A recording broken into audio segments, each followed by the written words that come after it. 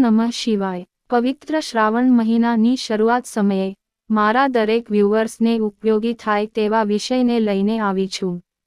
આશા છે આધ્યાત્મ અને વૈજ્ઞાનિક કારણો સાથે પ્રસ્તુત આ શૃંખલાનું યોગ્ય અધ્યયન કરીને પ્રસ્તુત કરેલી વાતોમાં સાચું કે ખોટું નો માર્મિક ભેદ ઉકેલી આપ સૌ આપના જીવનમાં ઉતારશો તેવી આશા સાથે સંગીતા પુષ્કરના નામ સૌને મહાદેવ હર। પવિત્ર શ્રાવણ મહિનો એટલે દેવાધિદેવ ભગવાન શિવને અતિ પ્રિય મહિનો। આ પવિત્ર શ્રાવણ માસ દરમિયાન બ્રાહ્મણોથી લઈને દરેક સનાતની ભક્તો પોતાના આરાધ્ય દેવ ભગવાન આશુતોષને પોતાની યથાયોગ્ય ભક્તિ દ્વારા પ્રસન્ન કરવા માટે તત્પર રહે છે। દેવાધિદેવ તો ભોળાનાથ છે, તે તો ભક્તોના ભાવથી જ પ્રસન્ન થઈ જાય છે। તે તો કોઈ જપ જાપ હોમ હવન માલા અનુષ્ઠાન કે વ્રત ઉપવાસ વગર પણ પ્રસન્ન થઈ જાય છે। આજે આપણે આપણા ભારતીય સનાતની વેદ પુરાણ અને અલભ્ય ગ્રંથોમાં ઉલ્લેખિત ભગવાન શિવને પ્રિય એવા બિલ્વપત્ર વિશે વાતો કરીશું અને બિલ્વપત્ર દ્વારા ભગવાન શિવને કઈ રીતે પ્રસન્ન કરવા તે સંબંધે ઋષિ મુનિઓ બ્રાહ્મણો અને પ્રખર આચાર્યો દ્વારા ઉલ્લેખિત વિધિની ચર્ચા કરીશું। સાથે સાથે આ જ વાતો સાથે જોડાયેલ વૈજ્ઞાનિક સત્યોની પણ સરખામણી કરીશું। પછી તમે જ નક્કી કરજો ને કે સાચું કે ખોટું। સૌથી પહેલા આપણે આ પવિત્ર બિલ્વ વૃક્ષનું વેદ પુરાણોમાં ઉલ્લેખિત આધ્યાત્મિક મહત્વ વિશેની ચર્ચા કરીશું। સ્કંદ પુરાણ અનુસાર એકવાર જ્યારે માતા પાર્વતીજી મંદરાચલ પર્વત પર ભગવાન શિવની પૂજામાં લીન હતા ત્યારે તેમને તેમના કપાળ ઉપર સ્વેદ એટલે કે પરસેવો આવ્યો। માતા પાર્વતીજીએ તે સ્વેદને એટલે કે પરસેવા નાગ બિંદુને પોતાની આંગળી દ્વારા લૂછીને મંદરાચલ પર્વત પર છોડી દીધું। તે જગદંબા માંગ પાર્વતીના સ્વેદ નાગ બિંદુ માંગથી એક વિશિષ્ટ વૃક્ષનો જન્મ થયો। તે વૃક્ષ એટલે બિલ્વ વૃક્ષ। બિલ્વ વૃક્ષની ઉત્પત્તિ માતા પાર્વતીજીના પરસેવાના બિંદુથી થઈ હોવાથી માતા પાર્વતીજીના તમામ સ્વરૂપો તેમાં ઉપસ્થિત છે। બિલ્વ વૃક્ષના મૂળમાં ગિરિજા સ્વરૂપે, બિલ્વ વૃક્ષની દાંડીમાં મહેશ્વરીના સ્વરૂપે અને ડાળીઓમાં દક્ષિણાયની સ્વરૂપે અને પાંદડાઓમાં પાર્વતીના સ્વરૂપમાં રહે છે। બિલ્વ વૃક્ષના ફળમાં કાત્યાયની સ્વરૂપે અને ફૂલોમાં ગૌરીના રૂપમાં નિવાસ કરે છે। આ બધા સ્વરૂપો સિવાય આ સમગ્ર વૃક્ષમાં દેવી લક્ષ્મીનું સ્વરૂપ પણ વિરાજમાન છે। બિલ્વ વૃક્ષ માતા પાર્વતીજીનું પ્રતિબિંબ હોવાથી તે ભગવાન શિવને અર્પણ કરવામાં આવે છે અને ભગવાન શિવને પાર્વતીજી અતિ પ્રિય છે, તેથી તેના સ્વરૂપ સમાન બિલ્વ તેને પાર્વતીજી જેટલું જ પ્રિય છે। ભગવાન શિવને બિલ્વ વૃક્ષના પાન અર્પણ કરવાથી તે અત્યંત પ્રસન્ન થાય છે અને ભક્તોની મનોવાંછિત મનોકામના પૂર્ણ કરે છે।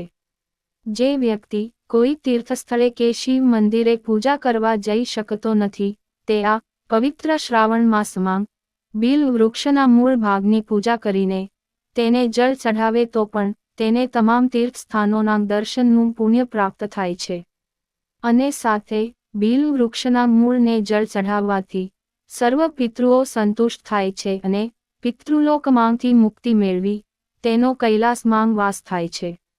ભગવાન આશુતોષને આ બિલ્વ વૃક્ષ અતિ પ્રિય હોવાનું એક કારણ એ પણ છે કે હિન્દુ પુરાણો અનુસાર જ્યારે સમુદ્ર મંથન સમયે સર્વપ્રથમ જે ભયંકર ઝેર પ્રકટ થયું ત્યારે આ ભયંકર ઝેરના પ્રભાવથી પોતાનું રક્ષણ કરવા માટે તમામ દેવી દેવતાઓ અને દાનવોએ ભગવાન શિવને સ્તુતિ કરી સર્વ બ્રહ્માંડનું રક્ષણ કરવા કરબદ્ધ પ્રાર્થના કરી અને ભગવાન શિવે સમુદ્ર મંથનમાંથી નીકળેલું આ હળાહળ ઝેરને પોતાના હાથની અંજુલીમાં ભરીને પોતાના ગળાથી નીચે ઉતારતા જ હતા ત્યારે માતા પાર્વતીજીએ પોતાનો હાથ ભગવાન શિવના ગળા પાસે મૂકીને તે ભયંકર વિષને શિવજીના ગળામાં જ સ્થિત કરી દીધું।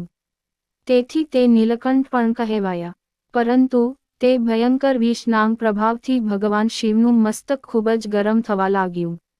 તેથી ભગવાન શિવના મસ્તકની ગરમી દૂર કરવા તેને જળ અભિષેક કરવામાં આવે છે અને સાથે બિલ્વપત્ર કે જે માતા પાર્વતીજીનું જ સ્વરૂપ છે. તેને શિવલિંગ પર અર્પણ કરવાથી ભગવાન શિવજીના મસ્તકની ગરમીનું શોષણ થઈ જાય છે. તેથી પણ ભગવાન શિવજીની પૂજામાં બિલ્વપત્રનો મહિમા છે. આ બિલ્વ વૃક્ષ સ્વયં પોતે સંપૂર્ણ સિદ્ધિઓનું આશ્રય છે. આ વૃક્ષની નીચે કરવામાં આવેલ કોઈપણ સ્તોત્ર, પાઠ, જપ અથવા અનુષ્ઠાનનું ફળ સહેલાઈથી સિદ્ધ થાય છે અને ટૂંક સમયમાં જ અનંત ગણી વૃદ્ધિ સાથે ફળદાયી પણ બને છે. ભગવાન શિવજીની દરેક પૂજા અનુષ્ઠાનો બિલ્વપત્ર વગર અધૂરા છે. ભગવાન શિવજીને બિલ્વપત્ર, આંકડા નાગપુષ્પ, ધતુરા નાગપુષ્પ, કનેર નાગપુષ્પ, કમળ પુષ્પ, નંદીવર્ધનમ અને જાસૂદ નાગપુષ્પથી પૂજા અર્ચના કરવામાં આવે છે. જેમાં બિલ્વપત્ર ભગવાન શિવજીને અતિ પ્રિય છે. પુરાણોમાં ઉલ્લેખ છે કે 10 સુવર્ણ મુદ્રાનું દાન કરવાથી એક આંકડા નાગ ફૂલને શિવાર્પણ કરવા જેટલું પુણ્ય મળે છે. 1000 આંકડા નાગ ફૂલનું પુણ્ય એક કનેરના ફૂલને શિવાર્પણ કરવાથી મળે છે. 1000 કનેર નાગ પુષ્પનું પુણ્ય ફક્ત એક બિલ્વપત્રને શિવાર્પણ કરવાથી મળે છે. તેથી શિવ પૂજામાં બિલ્વપત્રનું સ્થાન સૌપ્રથમ છે. આ પવિત્ર બિલ્વ વૃક્ષનું બિલ્વપત્ર મુખ્યત્વે 3 પાંદડીથી બનેલું હોય છે અને તેની એક પાંદડી પર ત્રિદેવો એટલે કે બ્રહ્મા, વિષ્ણુ અને મહેશનું સ્થાન છે. તો બીજી દ્રષ્ટિથી તે 3 પાંદડીઓ રજોગુણ, તમોગુણ અને સત્વગુણનું પ્રતિનિધિત્વ કરે છે. તો સાથે સાથે ઈડા નાળી, પિંગલા નાળી અને સુષુમ્ના નાળીનું પણ પ્રતીક છે. સૂર્ય, ચંદ્ર અને અગ્નિ ત્રિનેત્રનું પ્રતીક, ત્રિશૂલનું પ્રતીક અને ભૂતકાળ, વર્તમાન કાળ અને ભવિષ્યકાળનું પણ પ્રતીક માનવામાં આવે છે. આધ્યાત્મના પ્રવાસી સાધકો પોતાની આત્મિક સ્થિતિ કે ઉર્જાને સંતુલિત કરવા માટે બિલ્વપત્રથી શિવ પૂજા કરે છે. બિલ્વપત્ર કે બિલ્વ વૃક્ષની હાજરીથી અશુદ્ધ અને નકારાત્મક ઉર્જાઓનો નાશ થાય છે અને સ્થાનને પૂર્ણ શુદ્ધ અને પવિત્ર બનાવે છે. સામાન્ય રીતે બિલ્વપત્ર 3 પાંદડીઓવાળા હોય છે અને તે 3 પાંદડીઓવાળા બિલ્વપત્રોને જ શિવાર્પણ કરવાનું પુરાણોમાં ઉલ્લેખિત છે. તેમજ 1 અથવા 2 પાંદડીઓવાળા બિલ્વપત્ર શિવજીને અર્પણ કરવા નિષેધ છે. તેવી જ રીતે કોઈ વિશેષ અને ઉર્જાવાન પવિત્ર ભૂમિમાં ઉગેલા બિલ્વવૃક્ષમાં 3 થી વધુ પાંદડીઓવાળા બિલ્વપત્ર પણ મળી આવે છે. જેમ કે 4 પાંદડીઓવાળા, 5 પાંદડીઓવાળા, 6 પાંદડીઓવાળા, 7 પાંદડીઓવાળા, 9 પાંદડીઓવાળા, 11 પાંદડીઓવાળા, 21 પાંદડીઓવાળા અને 25 પાંદડીઓવાળા બિલ્વપત્ર પણ કોઈ વિશેષ વૃક્ષોમાંથી મળી આવે છે અને તેને મેળવનાર ભક્ત પણ ખૂબ જ નસીબદાર હોય છે. આવા 3 થી વધુ પાંદડીઓવાળા બિલ્વપત્રને ગંગાજળથી શુદ્ધ કરીને તેને વિશેષ અનુષ્ઠાનો દ્વારા શિવાર્પણ કરવાથી મનવાંછિત ફળની પ્રાપ્તિ થાય છે અને તેવા બિલ્વપત્રને ઘરના પવિત્ર સ્થાન, મંદિરની પૂજામાં રાખવાથી અનેકો ફાયદા થાય છે. બિલ્વપત્ર તેના વૃક્ષ પરથી તોડતા પૂર્વે બિલ્વ વૃક્ષને શિવ પંચાક્ષર મંત્રનો જાપ કરતા જળ અર્પણ કરી પ્રાર્થનાપૂર્વક નમસ્કાર કરી શિવ પૂજન માટે બિલ્વપત્રને આદરપૂર્વક તોડવા જોઈએ. બિલ્વપત્રને શિવાર્પણ કરતા સમયે બિલ્વાષ્ટક સ્તોત્રનું પઠન કરવું જોઈએ, જેથી આપણે અનેકો પાપોમાંથી મુક્ત થઈ સુખ, શાંતિ અને સમૃદ્ધિની પ્રાપ્તિ થાય છે.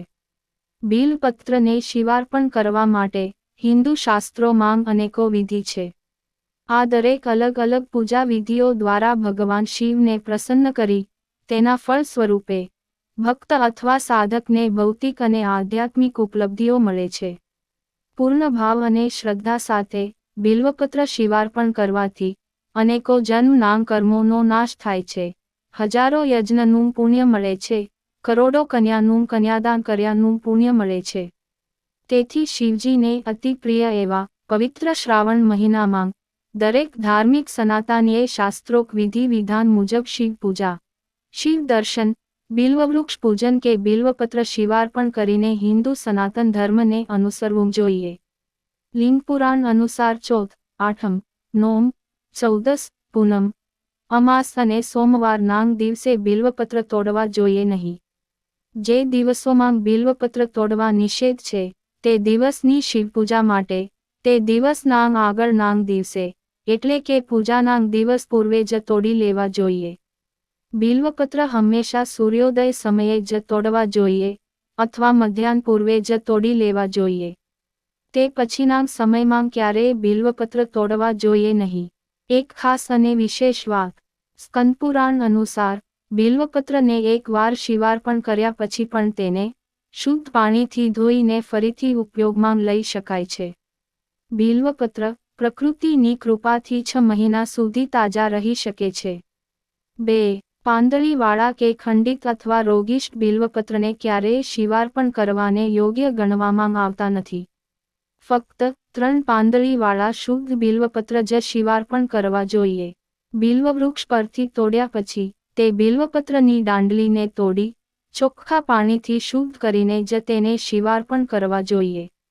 કોઈ વિશેષ સ્થાનોમાં જ્યારે બિલ્વપત્ર ઉપલબ્ધ ન હોય તો બિલ્વપત્રનું ભસ્મ પણ ઉપયોગમાં લઈ શકાય છે. તેમજ કાંસ્ય, ત્રાંબા, ચાંદી કે સોના જેવી પવિત્ર ધાતુમાંથી તૈયાર થયેલ બિલ્વપત્રને અલગ અલગ વિધિ અને તેના ઉપયુક્ત ફળના ઉદ્દેશ્યથી શિવાર્પણ કરી તેને ઘરના પૂજા સ્થાનમાં રાખવામાં આવે છે. ભક્તો દ્વારા જો કોઈ નિશ્ચિત સંખ્યામાં બિલ્વપત્ર શિવાર્પણ કરવાનો સંકલ્પ લીધેલ હોય તો નિશ્ચિત સંખ્યાથી ઓછી માત્રામાં બિલ્વપત્ર શિવાર્પણ કરવાથી દોષ થાય છે. બિલ્વવૃક્ષની આસપાસ સર્પ કે નાગ ક્યારેય નથી આવતા. કોઈ પણ મૃતકની શબયાત્રા જો કોઈ બિલ્વવૃક્ષ નીચેથી પસાર થાય તો તે મૃતકને અવશ્ય મોક્ષ પ્રાપ્ત થાય છે. સાર દીપિકા ગ્રંથ અને કાલિકા પુરાણ અનુસાર બિલ્વપત્ર નામ પરનો ને ઉપરની તરફ અને તેની દાંડીનો ભાગ નીચેની તરફ સાથે બિલ્વપત્રનો ચીકણો એટલે કે લીસા ભાગને શિવલિંગ ઉપર રહે તે રીતે અંગૂઠા અને ત્રીજી આંગળી અનામિકા એટલે કે રિંગ ફિગર દ્વારા શિવલિંગ ઉપર શિવાર્પણ કરવા જોઈએ. અને શિવલિંગ પરથી ઉતારતા સમયે અંગૂઠા અને પહેલી આંગળી વડે ઉતારી પોતાના મસ્તક અને તાળવાના ભાગને સ્પર્શ કરાવવા જોઈએ. તે શિવાર્પણ થયેલ બિલ્વપત્રથી ભૌતિક અને સૂક્ષ્મ શરીરની શુદ્ધિ થાય છે, જેને અત્યારનું આધુનિક વિજ્ઞાન પણ સ્વીકારે છે. હવે આધુનિક વિજ્ઞાનની વાત આવી છે તો તેને પણ સમજીએ. વૈજ્ઞાનિકો દ્વારા થયેલ સંશોધનોથી સાબિત થયું છે કે બિલ્વવૃક્ષમાં એન્ટીઓક્સિડન્ટ, એન્ટીબેક્ટેરિયલ અને એન્ટી ઇન્ફ્લેમેટરી જેવા તત્વો પુષ્કળ પ્રમાણમાં મળે છે, જેનો ઉપયોગ હાલમાં પણ અનેકો રોગોના ઉપચાર માટે જુદી જુદી માત્રામાં કરવામાં આવી રહ્યો છે. વાયુમંડળમાં પ્રસારિત અશુદ્ધિઓ જેવી કે રાસાયણિક અશુદ્ધિ, દુર્ગંધ કે અન્ય કોઈ પણ હવાથી પ્રસારિત અશુદ્ધિઓને બિલ્વવૃક્ષ સ્વયં પોતે ગ્રહણ કરીને વાતાવરણને સ્વચ્છ અને સંતુલિત રાખે છે તેવું પણ વર્તમાન વિજ્ઞાન દ્વારા પ્રમાણિત થયેલ છે. બિલ્વવૃક્ષમાં ઘણા જ આલ્કલોઇડ સંયોજનો અને ખનિજ ક્ષાર પણ પુષ્કળ માત્રામાં હોય છે, જેને કારણે તે ગરમીનું શોષણ કરવા સક્ષમ છે. બિલ્વવૃક્ષમાં ઇગેલિન અને ઇગેલેલિન જેવા ક્ષાર તત્વો પણ છે, જેના દ્વારા ઋતુજન્ય રોગોના ઉપચારની દવાઓમાં તેનો ઉપયોગ થાય છે. મ્યુસિલેજ પેક્ટિન, શર્કરા, ટાઇનિન્સ અને માર્મેલોસિન જેવા અલભ્ય રસાયણો પણ ભરપૂર માત્રામાં ઉપલબ્ધ હોય છે, જેના દ્વારા યુરિન અને શરીરની અશુદ્ધિઓની રેચન પ્રક્રિયાથી બીમારીઓ દૂર કરવામાં ઉપયોગી સાબિત થાય છે. બિલ્વવૃક્ષના ઉપલબ્ધ રસાયણોમાં એન્ટીફંગલ, એન્ટીપૈરાસાઇટના ગુણધર્મો પણ છે, જેને કારણે આંતરડાને તંદુરસ્તી મળે છે અને શરીરના પાચન તંત્રને સુદૃઢ રાખે છે. બિલ્વવૃક્ષમાં લૈક્સેટિવ ગુણધર્મ પણ હોવાને કારણે અપચો, ગેસ, વાયુ, પિત્ત અને પેટના દર્દોની દવાઓમાં પણ ઉપયોગી છે. કિડનીને ડિટોક્સિફાય એટલે કે શુદ્ધ કરવા માટે પણ બિલ્વવૃક્ષના રસાયણો ઉપયોગી સાબિત થયા છે. વિટામિન સીની ઉણપને કારણે સ્કર્વી રોગના દર્દીઓની દવામાં તેનો ઉપયોગ કરવામાં આવે છે. બિલ્વવૃક્ષમાં ભરપૂર માત્રામાં વિટામિન સી મોજૂદ હોય છે. પાણી પ્રતિરોધક તરીકે તૈયાર થતા કેમિકલ કે કલરોમાં, મકાનની દિવાલોમાં લગાવવામાં આવતા પ્લાસ્ટર, ચૂનો, સિમેન્ટ કે પેઇન્ટમાં પણ કેમિકલ સ્વરૂપે તેનું મિશ્રણ ઉમેરવામાં આવે છે. ચિત્રકારો પણ તેના ચિત્રોના કલરને પાણીથી બચાવવા આવા બિલ્વવૃક્ષના રસાયણોનો ઉપયોગ કરે છે. કબજિયાત, બવાસીર, ઝાડા ઉલટી જેવા રોગોની દવાઓમાં બિલ્વવૃક્ષના રસાયણોનો ઉપયોગ થાય છે. હવે થોડું આયુર્વેદની દ્રષ્ટિએ પણ જોઈએ. બિલ્વવૃક્ષ ઠંડી પ્રકૃતિનું વૃક્ષ છે. તેના જુદા જુદા પ્રયોગો દ્વારા શરીરની ગરમી દૂર કરવામાં ઉપયોગમાં લેવામાં આવે છે. શરીરમાં કે છાતીમાં જલન એટલે કે બળતરા થવાની બીમારીમાં બિલ્વપત્ર કે તેના મૂળિયાનો ઉપયોગ કરવામાં આવે છે. આપણા પૂર્વજોને બિલ્વવૃક્ષની યોગ્ય સમજણ હોવાને કારણે તેઓ આ પવિત્ર વૃક્ષનો યથાર્થ ઉપયોગ કરતા હતા. તેના દ્વારા ઝેરી જાનવર કરડવાથી તેનું ઝેર શરીરમાંથી દૂર કરવા પણ આ પવિત્ર વૃક્ષનો ઉપયોગ કરતા અને વર્તમાન સમયમાં પણ કરવામાં આવે છે.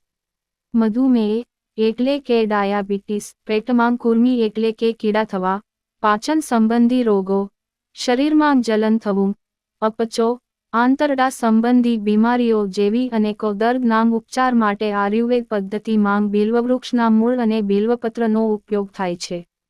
આયુર્વેદ પ્રમાણે બિલ્વવૃક્ષના ફળ એટલે કે બિલ્લાના રસનું સેવન કરવાથી મળમૂત્ર સંબંધિત અનેકો બીમારીઓમાં તેનો ઉપયોગ કરવામાં આવે છે.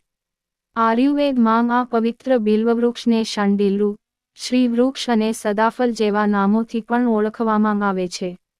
બિલ્વવૃક્ષ 15 થી 20 ફૂટની ઊંચાઈવાળા વૃક્ષ હોય છે. તે મેદાની વિસ્તાર તથા પર્વતીય ક્ષેત્રોમાં અને હિમાલયમાં પણ મળી આવે છે. તેનું ફળ લીલાશ પડતા ગોળ, દડા આકારનું હોય છે. તે પાકી ગયા પછી સુવર્ણ પીળા રંગનું બની જાય છે. તેની સુગંધ મીઠી અને પ્રીતિકર હોય છે. તેના ફળ અને મજજાઓથી પણ અનેકો ઉપચાર થાય છે.